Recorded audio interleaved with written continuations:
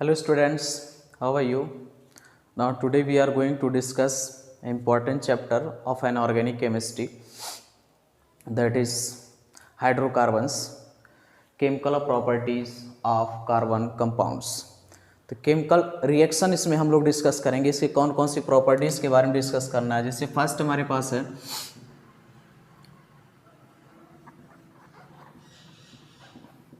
Combustion, second oxidation, third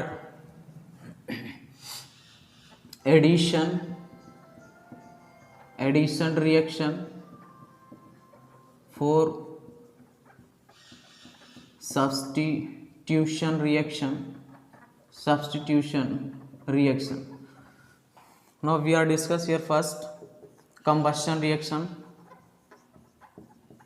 combustion, अब combustion reaction में क्या हो रहा है, ऑक्सीजन की प्रेजेंस में, कंबशन रिएक्शन में क्या हो रहा है, ऑक्सीजन की प्रेजेंस में किसी हाइड्रोकार्बन्स को हम लोग बर्न कर दे रहे हैं। अब ऑक्सीजन मतलब कोई भी हाइड्रोकार्बन्स, एग्जांपल जैसे हमने ले लिया यहाँ पर मेथेन।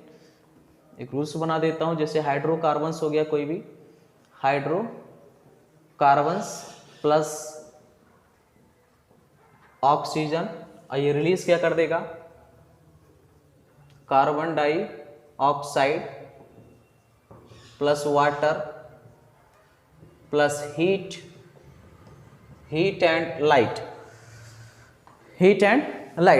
ये रिलीज कर दिया यहाँ से। ये प्रोडक्ट से बनाएगा इसका, और ये हाइड्रोकार्बन्स ऑक्सीजन के साथ रिएक्शन करेगा। तो कोई एग्जांपल्स ले लें अगर इसके साथ, लाइक दैट मेथेन, ये रिएक्शन कर लेगा ऑक्सीजन के प्रेजेंस में, क्या बना देगा, carbon dioxide plus water H2O, और रिलीज क्या करेगा, हीट एंड लाइट या फिर एनर्जी, ये रिलीज कर देगा बर्निंग करने के बाद। ठीक है, कार्बन डाइऑक्साइड बनाएगा। दूसरा अगर कोई रिएक्शन ले लें, जैसे C2H6 प्लस ऑक्सीजन के प्रेजेंस में अगर इसको बर्न कर देंगे तो क्या आ जाएगा, सेम प्रोडक्ट से बनाएगा, कार्बन डाइऑक्साइड, रिलीज क्या करेगा, वाटर, हीट एंड लाइट या फिर एनर्जी बोल सकते हो आप, ये रिलीज कर देगा वहां से। ठीक है, अब दो कंडीशन हो गए। अगर कोई सैचुरेटेड हाइड्रोकार्बन्स हो, कोई सैचुरेटेड हाइड्रोकार्बन्स अगर बर्न कर रहा हो, तो सैचुरेटेड हाइड्रोकार्बन्स जब बर्न करेगा तो क्लीन फ्यूल, क्लीन अब ब्लू फ्लेम के साथ बर्न करेगा, क्लीन ब्लू फ्लेम के साथ क्या करेगा, बर्न करेगा, अगर हम सैचुरेटेड हाइड्रोकार्बन्स को बर्न कर रहे हैं तो। दूसरा, अगर अनसैचुरेटेड हाइड्रोकार्बन्स हो, अनसैचुरेटेड हाइड्रोकार्बन्स अगर हो, उसको हम बर्न कर रहे हो, तो क्या होगा, ये येलो फ्लेम के साथ, yellow flame with lots of black smoke, अगर अनसैचुरेटेड हाइड्रोकार्बन्स को बर्न करेंगे तो क्या, कैसा होगा, फ्लेम कैसा होगा, yellow flame with lots of black smoke के साथ बर्न करेगा।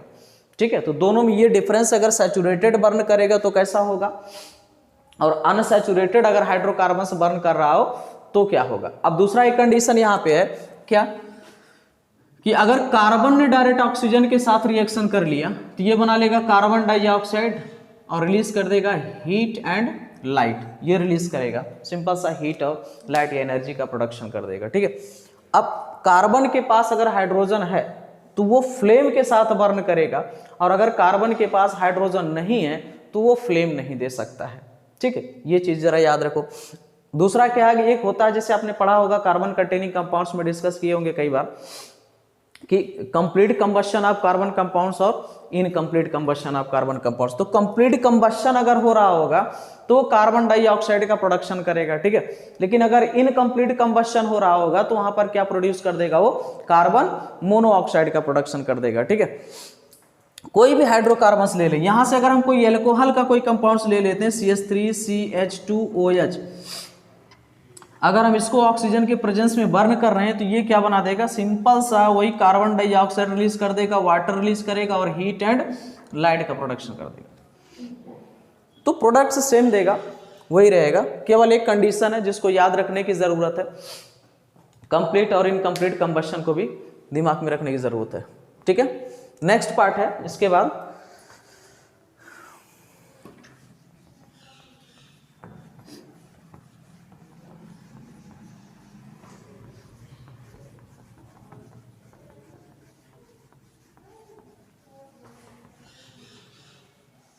सेकेंड रिएक्शन है यहां से ऑक्सीडेशन,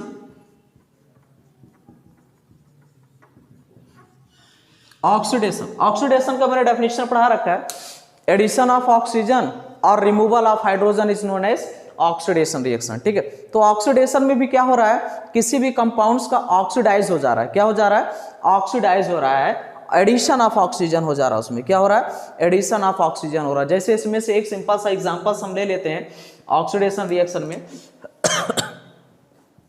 जैसे CH3 CH2OH प्लस ऑक्सीजन। अब ऑक्सीजन ले लिया, हम इसके साथ क्या करना है, ऑक्सीडेशन रिएक्शन करना। हमने ऑक्सीजन के प्रेजेंस में इसका ऑक्सीडेशन कर दे रहे हैं। देखिए ये रिएक्शन जो हो रहा है ये ऑक्सीडाइजिंग एजेंट्स होते हैं, इसमें दो ऑक्सीडाइजिंग एजेंट है, एक है KMnO4 पोटेशियम परमैंगनेट है और एक है K2Cr2O7, ये पोटेशियम परमैंगनेट हो गया और ये क्या हो गया, पोटेशियम डाइक्रोमेट। ये दो ऑक्सीडाइजिंग एजेंट हैं जिनकी प्रेजेंस में ये ऑक्सीडेशन रिएक्शन होता है। तो यहां पे लिखेंगे KMnO4 K2Cr2O7। जब ये ऑक्सीडेशन करेंगे तो ऑक्सीडाइज होकर के किसका फॉर्मेशन कर लेंगे, ये एथेनोइक एसिड बना लेंगे यहां से CH3CH या फिर COOH, ये एथेनोइक एसिड का फॉर्मेशन कर लेंगे यहां पे, CH3COOH एथेनोइक एसिड का फॉर्मेशन कर लिया। इसका नाम क्या है, इसका नाम है इथाइल एल्कोहल या फिर एथेनॉल डायरेक्ट बोल सकते हो,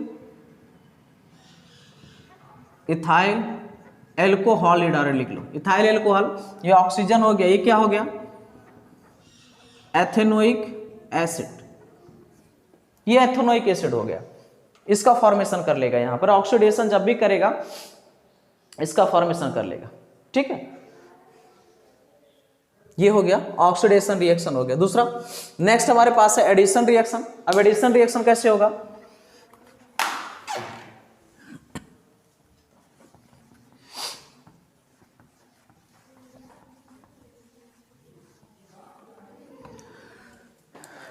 एडिशन रिएक्शन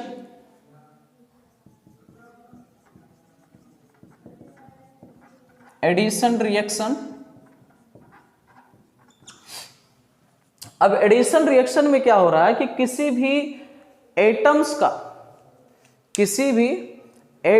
का या फिर किसी ग्रुप ऑफ एटम्स का एडिशन हो जा रहा है। अब एडिशन होने के कंडीशन में किसी भी एटम्स का उस कार्बन कंपाउंड से रिलीज नहीं करेंगे, मतलब सेपरेट नहीं करेंगे, उसको ब्रेक नहीं करना, हमें डायरेक्टली क्या कर देना, ऐड कर देना। कैसे, जैसे हमारे पास एक एग्जांपल्स ले लेते हैं, यहाँ पे C और यहाँ पे हमारे पास कोई R हो गया, कोई भी एल्किल ग्रुप यहाँ पे हमने लगा दिया। अब ये कुछ भी हो सकता है, CH3 भी हो सकता है, C2H6 भी हो सकता है, या फिर हाइड्रोजन हो सकता है, कुछ भी हो सकता है यहाँ पे। अब एडिशन कर रहे हैं, एडिशन करने के लिए यहाँ पर मैं क्या लगा दूं, मान लीजिए यहाँ पे मैं हाइड्रोजन लगा देता हूँ, H2 लगा दिया मैं यहाँ पे। अब इसका एडिशन करना है तो ये क्या बना देगा, देखिए ये हो जाएगा C सिंगल बॉन्ड, ये ऑलरेडी यहाँ पे R प्रेजेंट है, ये R हो गया और ये R हो गया, और यहाँ पर हमने क्या ऐड कर दिया, हाइड्रोजन को ऐड कर दिया। यहाँ पे किसको ऐड कर दिया, यहाँ पे हाइड्रोजन को ऐड कर दिया, एडिशन रिएक्शन हो गया ये। ठीक है, लेकिन यहाँ पे ये जो रिएक्शन हो रहा है किसी कैटलिस्ट के प्रेजेंस में होता है। कैटलिस्ट क्या होता है, निकिल कैटलिस्ट होता है, निकिल कैटलिस्ट के प्रेजेंस में ये रिएक्शन होता है। दूसरा कोई अगर एग्जांपल्स ले लें, यहाँ पे क्या आ जाएगा, C मान लीजिए हमने H ले लिया, यहाँ भी H ले लिया, यहाँ भी H किया और यहाँ पे भी H किया, साथ में इसको हाइड्रोजन के साथ रिएक्शन कर लिया, तो ये क्या बना लेगा, C और ये हाइड्रोजन, यहाँ भी हाइड्रोजन, ये हाइड्रोजन, ये हाइड्रोजन और ये हाइड्रोजन। ठीक है, तो ये मिल करके क्या बनाएगा, सिंपल वे में लिख सकते हैं इसको, CH3 क्या हो गया, CH3 यानी C2H6 का फॉर्मेशन कर लिया। मतलब पहला वाला जो कंपाउंड था ये कैसा था, अनसैचुरेटेड था, और अभी जो बना ये कैसा हो गया, सैचुरेटेड हो गया।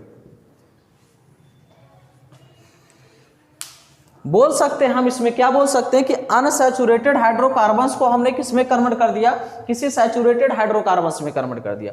इसी प्रोसेस को हम लोग क्या बोलते हैं, एडिशन रिएक्शन, यानी अनसैचुरेशन को सैचुरेशन में कन्वर्ट कर देना। ठीक है, ये क्या हो गया हमारा एडिशन रिएक्शन। किसी भी हाइड्रोकार्बन्स को, चाहे वो सिंगल बॉन्ड का हो, सॉरी डबल बॉन्ड का हो, या फिर वो किसका हो, ट्रिपल बॉन्ड का हो। ठीक है, ओके नेक्स्ट।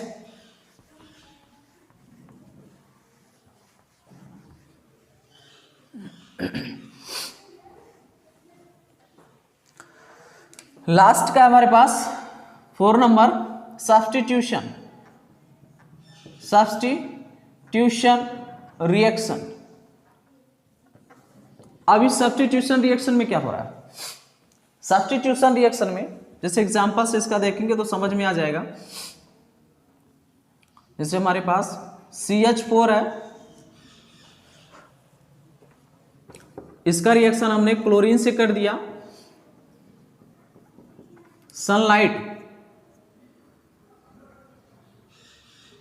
सनलाइट की प्रेजेंस में। देखिए अल्ट्रावायलेट लाइट या सनलाइट हम बोल सकते हैं, इसके प्रेजेंस में सब्स्टिट्यूशन रिएक्शन होता है।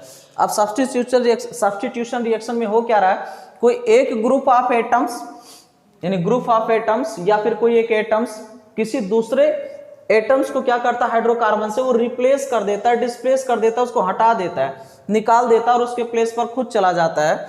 तो कैसे हो जाएगा, यहाँ पे ये हो जाएगा CH3Cl+ और ये क्या बन जाएगा, HCl का फॉर्मेशन कर लेगा। अब ये रिएक्शन हुआ कैसे, जैसे यहाँ पर ये CH3 हो जाएगा और यहाँ से बन जाएगा H, ये CH4 मैंने इस फॉर्म में लिखा हुआ है। अब प्लस ये 2 Cl है तो इसको मैं इस तरीके से लिख सकता हूँ। अब ये हाइड्रोजन यहाँ से क्या करेगा, ये इसको ब्रेक कर देगा। अब ब्रेक करने के बाद किसकी प्रेजेंस में हो रहा है, ये सनलाइट हो रहा है, सनलाइट की प्रेजेंस में ये क्या बना लेगा, ये CH3Cl+ HCl, ये मेथाइल क्लोराइड का फॉर्मेशन कर लेगा यहाँ पे।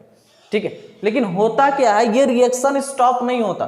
सनलाइट अगर हम इसको देते जाएं और excess amount of chlorine gas दे दिया, क्लोरीन दे दिया, तो रिएक्शन कंटिन्यू होता जाता है। तो क्या बना लेगा finally, CH3Cl again Cl2 sunlight CH2Cl2 plus HCl, CH2Cl2 plus Cl2, CH3 plus HCl and last is CH3 Cl2 और ये क्या बनाएगा, CCl4, साथ में क्या रिलीज कर देगा, HCl रिलीज कर देगा। ठीक है, ये बना लेगा कार्बन टेट्राक्लोराइड, ये है कार्बन टेट्राक्लोराइड, ये कार्बन टेट्राक्लोराइड का फॉर्मेशन कर लेता है। इन्हें जो ये रिएक्शन है, chemical property of carbon compounds 4 parts में डिवाइड किया है, जिसमें एक कंबशन है, दूसरा ऑक्सीडेशन है, तीसरा कौन है, एडिशन रिएक्शन है, और कौन सा है, सब्स्टिट्यूशन रिएक्शन है। ठीक है, एडिशन कंबशन रिएक्शन जो बर्निंग रिएक्शन हो रहा है, जितने भी कंबस्टिबल रिएक्शन होते, बर्निंग रिएक्शन होते, किसमें आ जाते हैं, कंबशन रिएक्शन। ठीक है, या फिर जितने भी ऑक्सीडेशन वाला कंडीशन हम बोल सकते हैं वो कंबशन रिएक्शन के एग्जांपल्स हो जाते हैं। ठीक है, और ऑक्सीडेशन रिएक्शन ऑक्सीजन के प्रेजेंस में होता है, कुछ ऑक्सीडाइजिंग एजेंट्स इसमें प्रेजेंट होते हैं, जैसे मैंने नाम लिख के दिया है, पोटेशियम परमैंगनेट और पोटेशियम डाइक्रोमेट इंपॉर्टेंट है, ऑक्सीडाइजिंग एजेंट्स है। ठीक है, एडिशन रिएक्शन अनसैचुरेटेड को सैचुरेटेड में कन्वर्ट कर दिया, और सब्स्टिट्यूशन रिएक्शन में किसी एक एटम्स को या फिर ग्रुप ऑफ एटम्स को क्या करते हैं, रिमूव कर देते हैं और उसके प्लेस पर सेम किसी एटम को या ग्रुप ऑफ एटम को ऐड कर देते हैं, तो क्या हो जाता है, सब्स्टिट्यूशन रिएक्शन हो जाता है। ठीक है, ये क्लियर हो गया, देख लीजिए एक बार, समझ लीजिए। Okay bye.